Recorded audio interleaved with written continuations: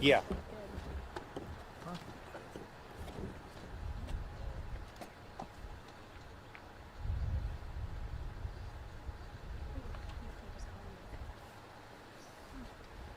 Copy. Yeah. Listen to this thing. That's the thing about this. I can't listen to what's recorded. Yes. I have to record part of it. Yeah, Eddie Rogers, and I got the photo from Mr. Crosby. Okay. I haven't looked at it yet, but I'm sure I Am I good did. right here? Because I want to send the photo to our media partners. Yeah, and Mr. Crosby.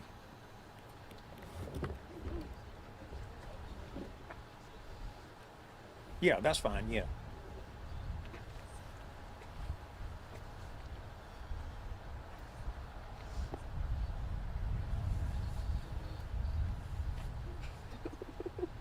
You know, I'm standing here shivering, right? So are we all. He said the sheriff. He said the sheriff. Thank you. Oh, It's not doing me any good right He now. said the sheriff is dealing with budget issues right now. So he's not. Yeah, he is. Nice and warm in the car. I'd like to see him. But he said he was busy. Okay, very good. All right, man. Thank you.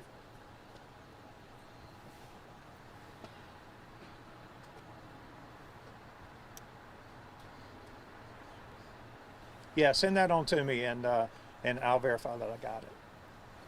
Thank you. Yeah. Sorry. Is that the sheriff? No. You know he's indisposed because he really wanted to be out here. no. I think this is his mom. Okay. Okay. Well, we good. Let's go. Thank you. Are you going to start with a generic statement? Yeah. Am I going to do what? You going to start with a generic statement? Just Yeah, about what's yeah, going I on? am. Okay. I just want to make sure I got this pulled up.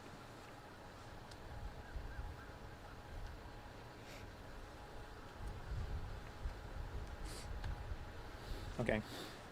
Hey, good morning, all. Thank you all for being out here so much. We are currently underway with a search for a missing person, Mr. Antwain Demar McDaniel. We had reason to believe that Mr. McDaniel may be in or near the Hall River based on our last description and accounts of the incident. Let me tell you that this account and this incident first started with criminal activity. The Alamance County Sheriff's Office received information of suspicious conditions in the neighborhood of Robin Hood Road, which is just kind of north of Elon.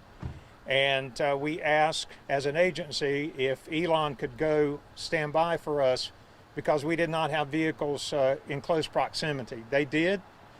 They engaged the vehicle in a pursuit. The vehicle came out of Robin Hood Road area, turned on Highway 87 North, and then turned again on Ruth Road. At the intersection of Ruth Road and Durham Street Extension, the car continued forward into a front yard at a residence, and the occupants of the vehicle fled the vehicle.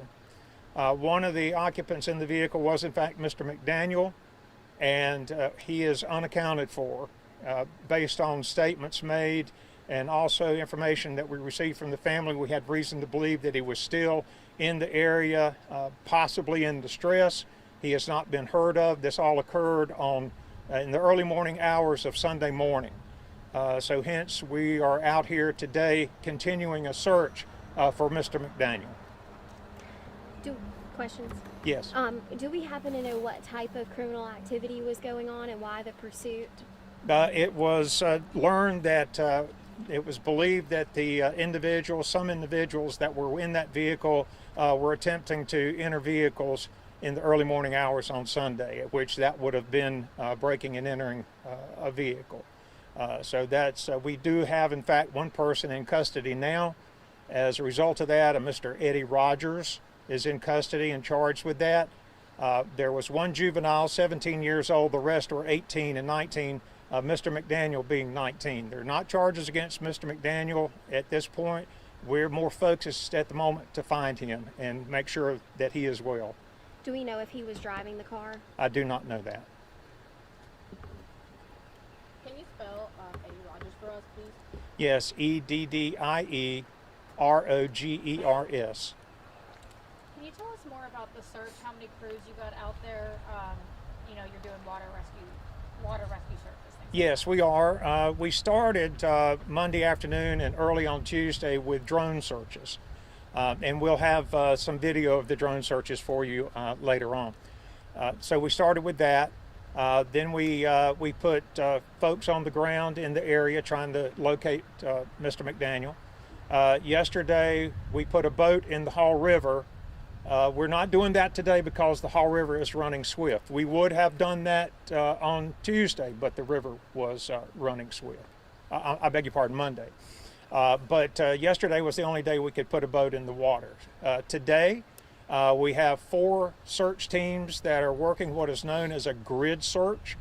And these teams are made up of 39 cadets of the basic law enforcement training program. They are in their 3rd week. We asked for their help, and they accommodated, which they have done in the past in searches for people. So those folks are out there. All told, we probably have 75 people out here conducting this search. Now, some of them are in the command center that are actually coordinating the search, but the manpower here is about 75 people.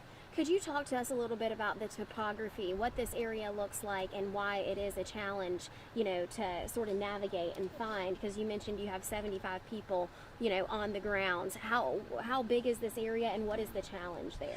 Well, one of the challenges is because of the rain we've had, the river is swift. We've instructed our crews not to get closer than 10 feet of the Hall River. It is very swift through here. Also, there's a lot of woodland area. There's a lot of farmland, if you will. Very limited access to the river itself, except for walking through the woods to get there.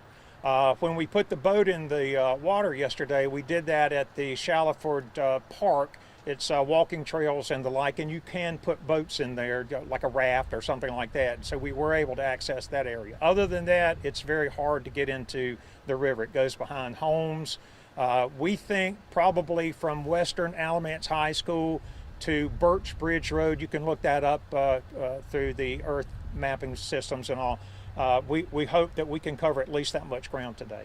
Any idea how many acres that is, or how much area you're searching right now? Following the Hall River, just off the top of my head, we're probably looking at least a half mile, possibly 3/4 of a mile in distance. And remembering that the Hall River is somewhat winding, so it's not a straight, if you will, but probably at least that long. And when the breaking and entering may have occurred, where you have an exact, was it a shop or a roadway or a neighborhood? It's a neighborhood, yes. What's the name of the road where the BMEs were taking place? It was in the neighborhood of Robin Hood Road, Okay. Robin Hood Road, which runs off of Highway 87. It's a residential area back in there. Can you speak more to how, you're not searching for him because he could be a danger to others. It's more just trying to find him safe at this point. Right, absolutely. We have no reason to believe that Mr. McDaniel is a threat to anyone. Right now, we're focused more on his well-being and being able to find him, and also to give aid and comfort to the family, because they want to know also. It's supposed to get cold tonight. Talk to us about how the searches will continue. Will you look through the night? How much longer are you anticipating? Are you taking it minute by minute or day by day, or what are you guys thinking at this point? Well, right now, it's important to understand that the search is under the control of Alamance County Emergency Management. They are the lead agency on this. They make the determination as how many assets are needed, what type of assets are needed out here, and they also make the determination of when to call the search because of the safety of the searchers as well. Right now, as we speak, we're making sure that the searchers are going to have provisions to stay warm, and also to feed them and keep them hydrated and all. So that's what's taking place right now. But to answer your question, We're hoping that we can locate Mr. McDaniel, get him back to his family, and that everyone that's participating in this can also get back to their families as well. But to answer your original question, yes, Mr. McDaniel's safety is our utmost concern at this moment. Do you have any cadaver dogs or anything like that? We do have dogs on the ground. We don't have a cadaver dog at the moment, but again, if emergency management calls for that, then there's a group that comes in. We've used them out of Charlotte and Raleigh before, and if emergency management deems that they're going to bring that team in, they will.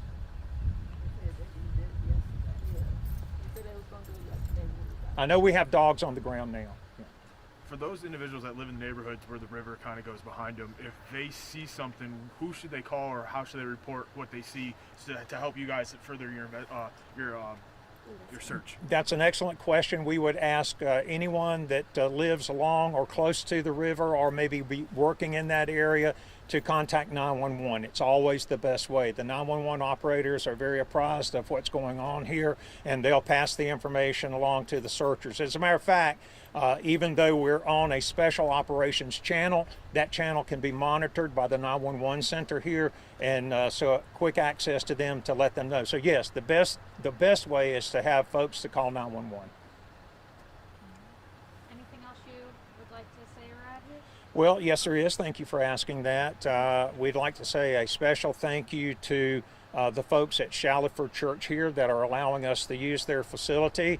Also, the folks at West Side Fellowship, who they have given us the opportunity to use their facility, both the parking lot to stage and also inside to get warm, and they even had refreshments for us. And that just kind of speaks to the way Alamance County folks turn out and to help others. So we appreciate them very much for what they've done.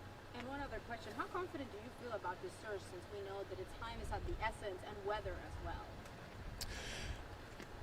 Well, just let me say, the Alamance County Emergency Management folks and the people that they muster to find someone, if I'm lost, that's who I want looking for me.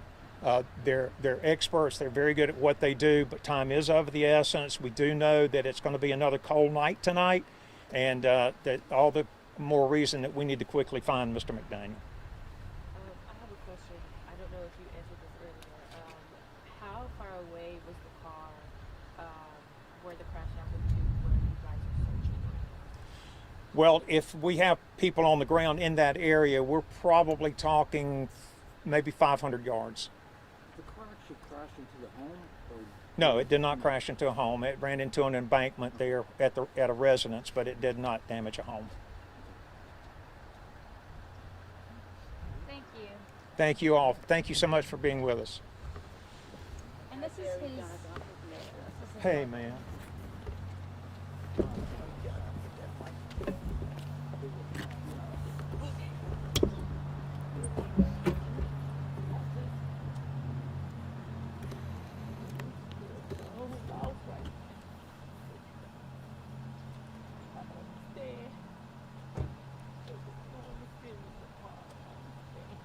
I don't know myself the problem just to drive. I don't know.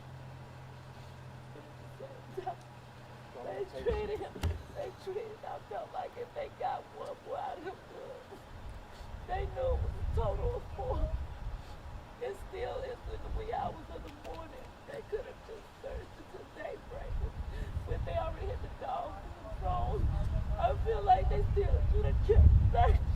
It's cold out there. Yes, it is, and you know that we can't put a drone up in the dark, and didn't have the resources at that time, but we're looking for him now. They told me they had drones out there in the dog.